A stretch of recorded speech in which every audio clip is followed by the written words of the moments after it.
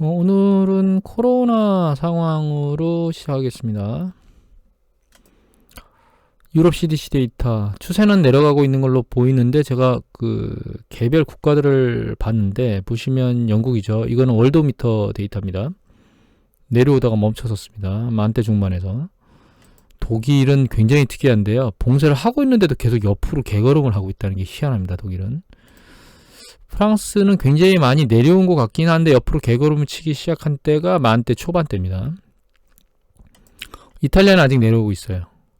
강력한 봉쇄를 하고 있는 것 때문에 내려온 거는 맞지만 최근에 봉쇄 조치가 약간씩 풀리면서 내려가는 정도가 중단되고 다시 뭔가 꾸물꾸물 움츠리고 있는 게 보이지 않나 그런 생각을 하게 됩니다. 개인적으로는.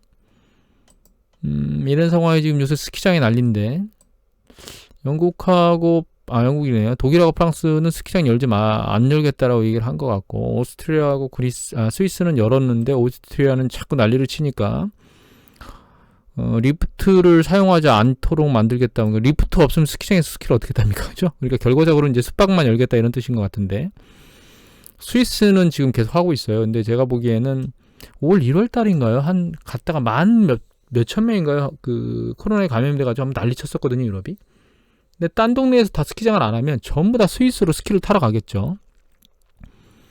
이해가 되는 게 관광산업이 상당히 중요한 위치를 차지하고 있는 스위스 입장에서는 경제가 완전히 위태로울 거기 때문에 관광산업을 유치하기 위해서 어쩔 수 없이 열었을 거라고 봅니다. 다만 상황을 보면 굉장히 영리한 생각일 수도 있는 게 스키장으로 스키를 타러 오잖아요. 온 사람이 다시 돌아가거든요. 자기 자국 내에 머무는 게 아니고 물론 그로 인해서 전파가 되고 자국 내에서도 영향을 미치긴 하겠지만 자국 내에서 머물면서 하는 것보다는 훨씬 더 영향이 적겠죠. 뭐 어떻게 될지 궁금합니다. 스위스가. 영국 같은 경우에도 특이한 그러니까 재밌는 기사가 나왔는데 여기 백화점 하나가 오픈됐는데 헤롯백화점입니다. 한국일보 기사네요. 제 사진을 봤더니 이 안에 들여다보면 사람이 마스크를 쓴 사람이 없습니다. 물론 전문 사람들이 대부분 보였고요. 우리가 저들을 보면 이해가 안 되지만 저들도 우리를 보면 아마 이해가 안 되지 않을까 그렇게 생각합니다. 개인적으로. 상황의 문화를 존중해줘야죠. 하지만 타인에게 피해를 입히는 문화는 좋은 건 아닌 것 같은데 지금 시점에서는 이들의 행동이 좋다라고 해야 될지는 잘 모르겠습니다. 저도. 미국 CDC 데이터인데 확진자 수가 20만 밑으로 내려왔는데 이게 긍정적이지 않은 시그널입니다. 긍정적인 시그널을 볼 수 없는 게 이게 존스홉킨스 데이터인데 잘 보시면 확진율이 10.4, 10.4% 나란히 움직였거든요. 결과적으로 이 진단자 수가 그러니까 검사자 수가 200만이 넘다가 100만대로 내려오니까 이 확진자가 줄었어요. 결과적으로는 이게 200만대가 넘었다면 20만이 넘었다는 뜻이겠죠. 그래서 지금은 상황 추이가 진전되고 있는 게 아닌 것 같고 파우치 소장께서도 내년 1월 중순까지를 얘기하고 있기 때문에 지금 상황이 아닌 것 같고 또 어떤 미국 전문가 같은 경우는 아직 추수감사절 상황도 100% 반영이 안 됐다고 얘기를 하고 있어서 상황 추이는 계속 지켜봐야 될 것 같은데 이게 잘못하다가 1일 한 30만 막 넘어가는 거 아닌가 모르겠습니다. 미국은. 이 와중에 트럼프는 마스크를 안 쓰고 유세를 하고 다니고 있으니 이 백신이 문제가 아니고 지금 백신을 쳐다볼 때가 아닌 것 같아요. 뭐 백신 해봐야 영국에서 맞기 시작했으니까 대규모적으로 투약이 되고 결과적으로는 이제 단기적인 임상에 대한 결과가 나오겠죠. 강제적으로. 그럼 내년 1월 우리나라 같은 경우는 전문가 얘기로는 한 내년 봄쯤부터 맞기 시작하지 않을까 이런 얘기들을 하시는 것 같은데 저도 개인적으로는 뒤늦게 쫓아가는 게 낫다고 개인적으로 생각을 하긴 합니다. 저희처럼 방역이 잘 되는 국가 같은 경우에는 상대적으로 다른 국가들보다 훨씬 안정적이죠. 그리고 이 기사도 US 홀리데이 쇼핑이라고 하는 기사가 뜬 걸 제가 새벽에 봤는데 이거 왜 보여드리는 거냐면요. 잘 보시면 이게 백화점인데 매장이 비었습니다. 지금. 추수감사절 크리스마스 연말 시즌인데 지금 매장이 다 비었어요. 텅텅. 그런데 우리 그거 아시잖아요. 광클인가요? 광클릭을 막 해대가지고 쇼핑을 하고 있죠. 중요한 건 뭐냐면 경제가 양분화돼서 움직이고 있는데 언택 산업 쪽, 예를 들면 아마존 같은 쪽에 대규모로 계속 클릭을 해서 물건을 사주면 아마존의 판매 매출은 올라가죠. 그 다음에 소매 판매 지표들은 올라가게 될 거예요. 근데 문제는 그렇게 올라간 것으로 인해서 그게 고용에 미치는 영향은 아마존이 지난번에 뉴스 보도에 나왔을 때 얘기했던 것처럼 단기간에 그냥 몰릴 수요에 의해서 10만 명을 추가로 고용한다는 얘기인데, 그거는 영구 고용이 아니고 임시직을 고용하는 거잖아요. 그러면 가게에서 대규모로 자금을 기업에다 전달했는데, 기업은 그걸 가지고 고용을 통해서 이렇게 선순환, 가게와 기업 간의 자금 선순환을 만드는 게 아니고 전부 다 내부적으로 아마존이 쌓아가는 거죠. 그건 아마존한테는 좋을 수 있지만 경제에는 그게 좋은 게 아닙니다. 경제는 돈이 순환해야 되는 거지 한 곳에 멈추면 의미가 없거든요.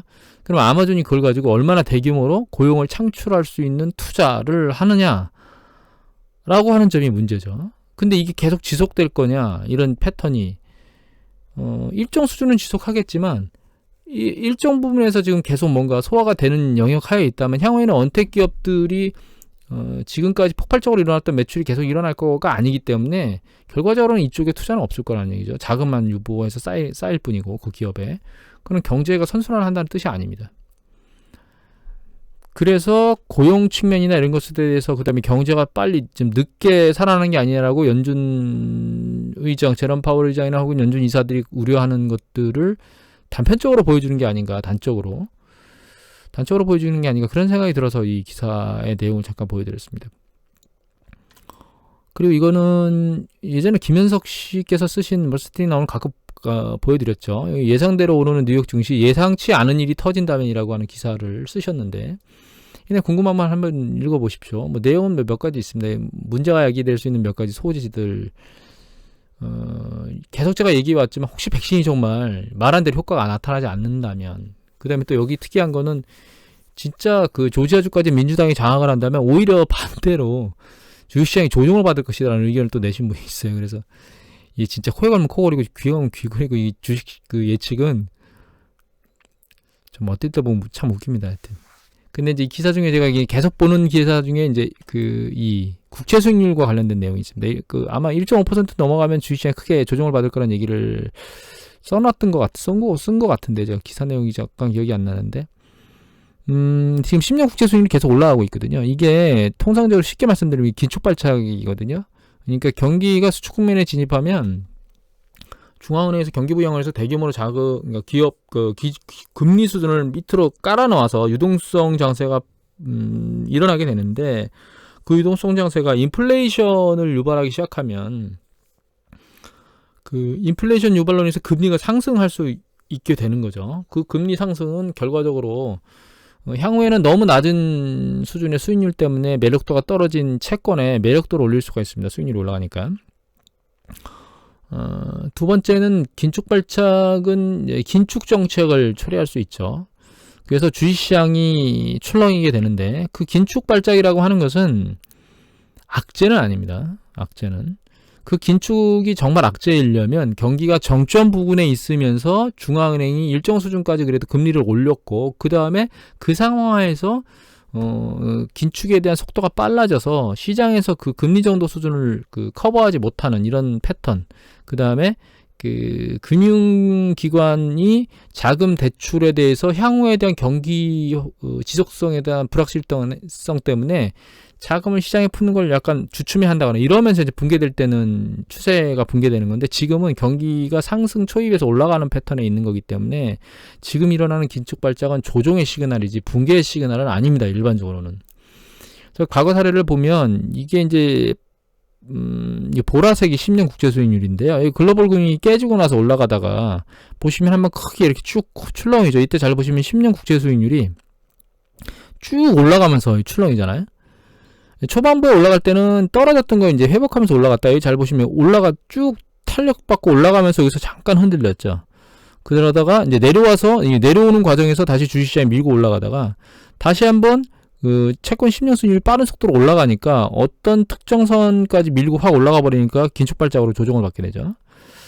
이런 패턴들이 여기도 이제 내려오면서 주식시장이 다음번에 이제 경기가 확정 국면에 타면서 올라가다가 또 일정 수준 올라가니까 제대로 못 올라가고, 이걸 이제 반복하는 패턴을 하는데, 요번에는 이 정도 수준에 왔다고 보는 거죠. 여기서 반등하면서 올라가면서 여기 올라갔는데 이 경기가 살아나는 거 아니야? 이제는 긴축에 대한 액션이 있어야 되는 거 아니야? 이런 것 때문에 그래서 지난번에 예전에 한번 제가 원자바우총리 2004년도 2010년도 얘기를 드렸잖아요. 이때가 그때 긴축발자의 시기입니다. 지금 이게 올라가고 있는데 중국 긴축 얘기들이 자꾸 나오고 있잖아요. 그래서 내년도에 뭐 빠르면 상반기 하반기 두 번, 뭐 늦으면 하반기 뭐 이런 얘기들을 하고 있는데 그런 시그널들이 시장에 던져지면 주식시장이 조정을 받을 수 있다는 거예요. 근데 이제 문제는 조정의 정도라는 겁니다. 지금 현재 시점에 조정의 정도를 예측하는 게 상당히 이제 그러니까 어려운데 여기 보시면 이 시점 같은 경우는 주식이 충분히 많이 내려온 상태에서 올라갔거든요. 그러니까 조정을 받더라도 이게 많이 오르지 않았기 때문에 내리는 정도가 적은 거고 지금 같은 경우에는 조정이 거의 없다고 봐야죠. 사실은 없었죠. 이미 다 회복기가 전고점을 돌파했기 때문에 없는 상황에서 긴축 발작이 일어날 때 얘가 어디까지 밀릴 것이냐에 대한 고민에 쌓이는 거죠. 어디까지 밀릴 것이냐가 사실은.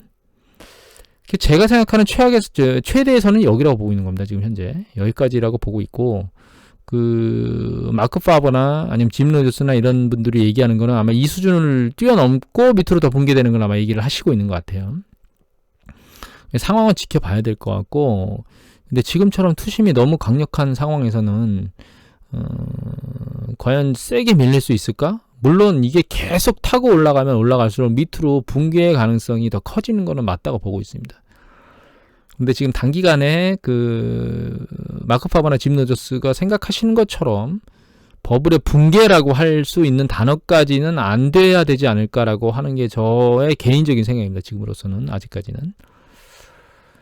오늘 시장 자체는 어제 이제 미국이 약세장으로 끝났는데 약세장이 이제 후반부에 새벽에 보다 보니까 여기 보시면 처음에 밀렸다가 제일 많이 밀렸었다가 장 끝나기 전에 막 밀고 올라가더라고요.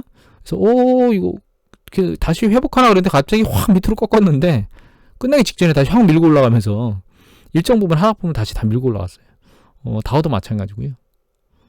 나스닥은 좀 셌는데 나스닥은 뭐 저기가 아주 난립니다. 테슬라가 지금 테슬라 올 말에 밀고 들어가면 이거 막차 타는 거라고 저는 생각하고 있는데 뭐 막차 타서 이걸 내시고 싶은 오늘 아마 7% 올라왔을 걸요. 막차 타서 이걸 잘 내시는 기술을 가지신 분들은 하셔도 상관이 없겠죠.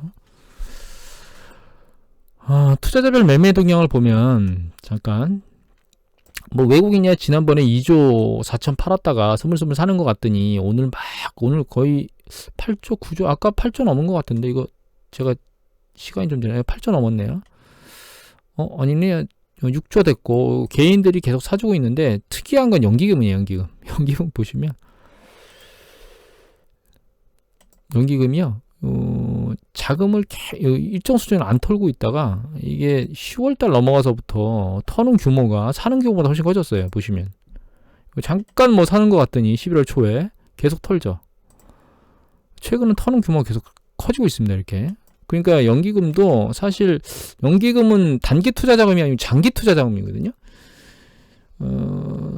연말에 리밸런싱 작업이 있다고 얘기를 했죠. 연기금들의 리밸런싱 작업이 있다고 얘기를 드렸는데 그런 연기금의 리밸런싱 작업을 계속 하고 있는 것 같아요. 주식시장이 많이 올랐으니까 주식 쪽에서 자금을 털어서 채권 쪽으로 자금을 이동시키는 작업들을 계속 하고 있는 것 같고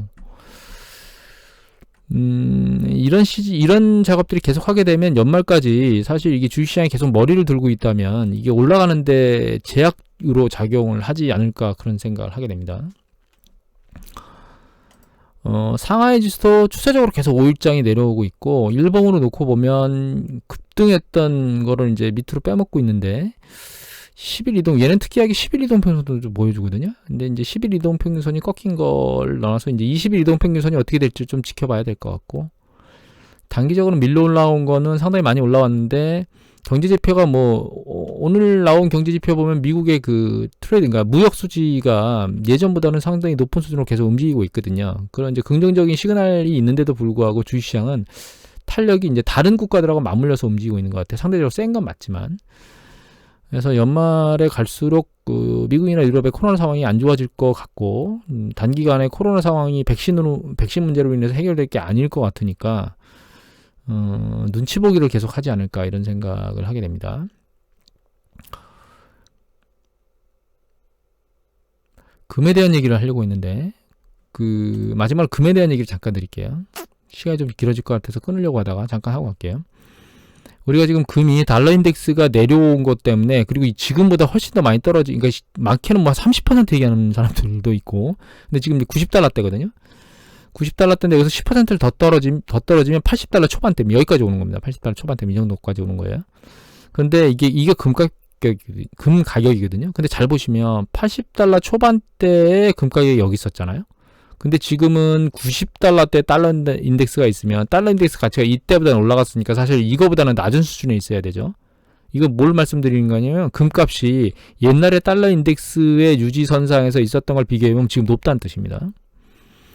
그럼 이런 생각을 할 수가 있어요. 옛날에 이게 높은 수준에 여기 있을 때도 있잖아. 그죠? 여기 굉장히 비슷한 수준에 있죠. 여기하고. 좀 더 높긴 하지만. 뭐 인플레이션 반영해보면 이 정도 더 올라갔다고 오케이. 봐준다 하더라도 이 시기의 환율대가 여기에 있거든요. 지금 이 밑단에. 그러니까 달러가 그만큼 낮기 때문에 금값을 그만큼 높게 불렀다고 얘기할 수는 있는데 지금은요. 사실은 옛날에 비해서 달러 인덱스 가치가 높아요. 그런데도 금값이 여기 있다는 얘기는 반대로 뒤집어 얘기하면 금값이 너무 높게 형성돼 있다. 이렇게 얘기를 할 수 있습니다. 사실은. 얘가 더 밀려 내려오는 것이 추세를 더 밀려 올릴 것이다 라고만 무조건 생각하시면 안 된다는 얘기예요. 왜냐면 얘가 밀려 내려와도 이 수준에 있으면 얘가 고점을 쳤던 이 시기에 달러 인덱스는 여기 있었기 때문에 실제로 얘가 더 밀고 올라가면 이 가격이 이 시기보다 높은 가격이 되는 거거든요. 이건 이제 예전에 보여드렸던 이겁니다. 이거. 인플레이션을 적용한 가치가 상당히 높은 수준에 있는데 이거 덴버골드 차트입니다. 덴버골드에 나오는 차트입니다.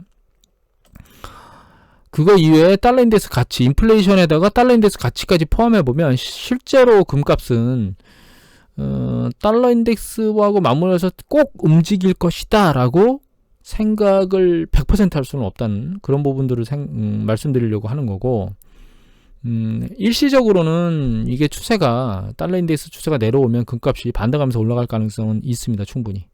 다만 추세적으로 밀고 올라갈 가능성은 저는 없다고 생각하고 있고, 금 투자를 생각하시는 분이 있다면 단기 액션을 취해서 금을 투자하는 게 낫지, 추세적으로 올라갈 거라고 예측하고 투자를 하는 건 약간 위험하지 않을까 이런 생각을 하게 됩니다. 오늘은 이것으로 마치도록 하겠습니다.